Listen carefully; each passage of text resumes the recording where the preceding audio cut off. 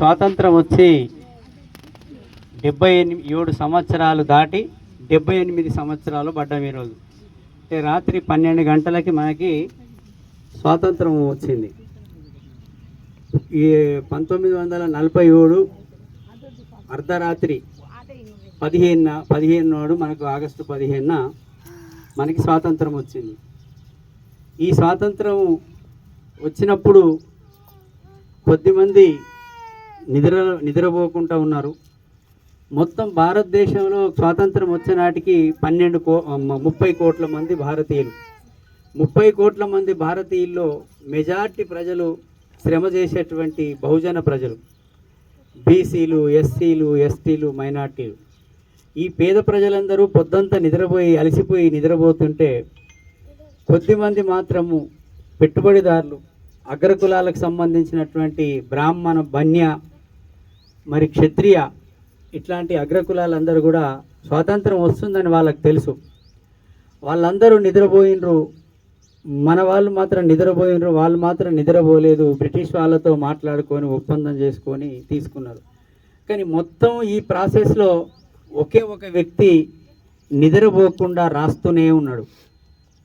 ఆయన ఎవరు అంటే ఈ రాజ్యాంగంకి మరి ఒక రాజ్యాంగ గ్రంథాన్ని రాసినటువంటి డాక్టర్ బాబాసాహెబ్ అంబేద్కర్. వీళ్ళందరూ దేంట్లో ఆదాయం వస్తుంది, దేంట్లో లాభం వస్తుందని ఈ అగ్రకుల పెత్తందారులందరూ పంపకాల విషయం మాట్లాడితే, ప్రధానమంత్రి ఎవరు కావాలా, రాష్ట్రపతి ఎవరు కావాలని వాళ్ళు మాట్లాడుకుంటే, నా దేశ ప్రజలకు ఏం కావాలి, నా ప్రజలు ఉండడానికి ఇల్లు లేదు, తినడానికి తిండి లేదు, కట్టుకోవడానికి సరైనటువంటి బట్ట లేదు, చేద్దామంటే సరిగా పని లేదు, సమాజాన్ని అర్థం చేసుకోవడానికి చదువు లేదు అని ఒకే ఒక వ్యక్తి రాత్రంతా రాస్తూనే ఉన్నాడు. ఆయన పేరే డాక్టర్ బాబాసాహెబ్ అంబేద్కర్. కానీ దురదృష్టం ఏంటంటే ఈ దేశ ప్రజలకి డాక్టర్ బాబాసాహెబ్ అంబేద్కర్ చరిత్ర తెలియదు. నువ్వు ఇలా చూస్తే, నేను యూట్యూబ్లో ఏదైనా దేశభక్తి గీతం వింటే ఎక్కడ కూడా రాజ్యాంగాన్ని రాసినటువంటి దేశ స్వాతంత్ర్యం కోసం ఎందరెందరో త్యాగాలు చేశారు. భగత్ సింగ్ నవ్వుతూ చిరునవ్వుతూ మన మొత్తం భారతీయులందరికీ, నాలాంటి యువకులు మూతి మీద మీసం మొలిసి 23 సంవత్సరాల యువకుడు భగత్ సింగ్, రాజ్గురు, సుఖ్దేవ్, వీళ్ళందరూ కూడా స్వాతంత్రానికి బ్రిటిష్ వాడికి క్షమాపణ చెప్తే ఆయనకి ఉరిశిక్ష తప్పేది. కానీ ఆయన క్షమాపణ చెప్పకుండా ఈ దేశ స్వాతంత్రానికి ప్రజలందరిలో ఒక ఆవేశాన్ని రగిలించాడు. మా భగత్ సింగ్ని చంపుతారా అని. మరి అట్లాంటి యువ నాయకులు సుభాష్ చంద్రబోస్, అట్లాగే అల్లూరి సీతారామరాజు, ఇంకా అనేక మంది ఈ త్యాగదనుల యొక్క ఫలితం మనకి స్వాతంత్రం వచ్చింది. కానీ ఇవాళ స్వాతంత్రం ఎవరికి వచ్చింది? ఇవాళ మనం ఇక్కడ గుడిసెలు, ఇక్కడ లాస్ట్ ఒక 3 ఏళ్ల కిందట సేమ్ ఇదే సందర్భంగా అక్కడ కూడా మనం గుడిసెలేసాం, అక్కడ కూడా జాతీయ జెండా ఎగిరేసాం. మీరందరూ చూడండి, ఒక్కసారి మీ అందరిలో ఒక కసి అంటే మన యొక్క కర్తవ్యం అనే దానికి రావాలి.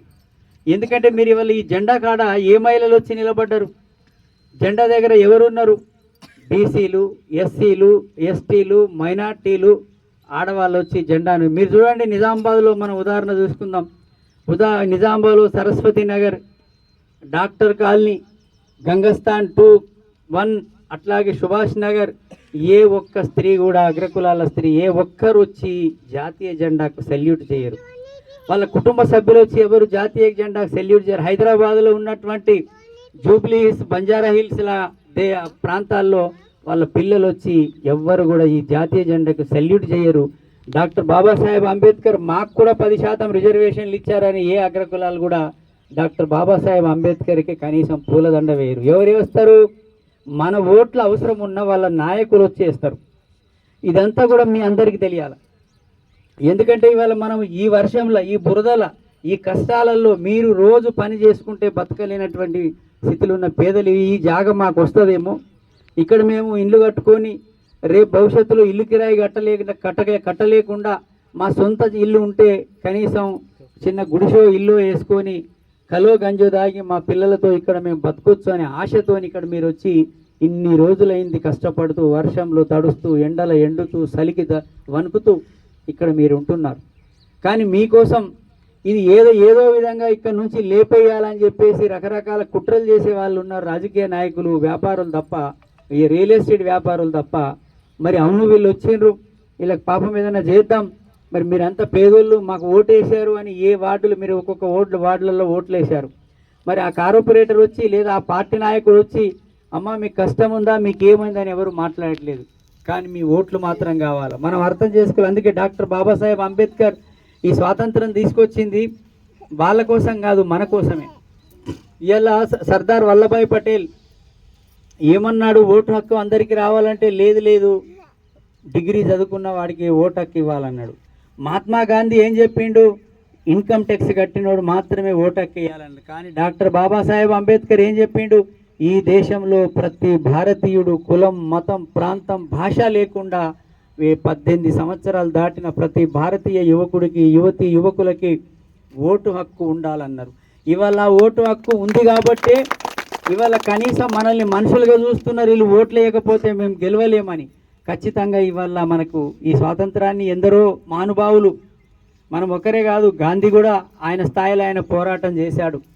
భగత్ సింగ్, రాజ్గురు, సుఖదేవ్, మరి సుభాష్ చంద్రబోస్ ఆయన ఎక్కడ చనిపోయాడో ఆయన బొక్కలు కూడా దొరకలేదు. మరి ఇట్లాంటి అనేక మంది త్యాగధనులు ఈ దేశం కోసం ప్రాణం ఇచ్చారు. కాబట్టి ఇవాళ మనము ఇవాళ స్వాతంత్ర దినోత్సవం వేడుకలు జరుపుకుంటున్నాం. మీకు ఇంకొక విషయం చెప్పి నేను ముగిస్తా. ఈ దేశం కోసం కమ్యూనిస్టు పార్టీ ఎర్రజెండా, కాంగ్రెస్ పార్టీ స్వాతంత్రం కోసం, స్వాతంత్రానికంటే ముందు నుంచి కూడా 1925లో కమ్యూనిస్టు పార్టీ ఎర్రజెండా పుట్టింది. అంతకంటే ముందు కాంగ్రెస్ పార్టీ పుట్టింది. అదే సందర్భంలో బీజేపీకి సంబంధించిన ఆర్ఎస్ఎస్ సంస్థ కూడా పుట్టింది.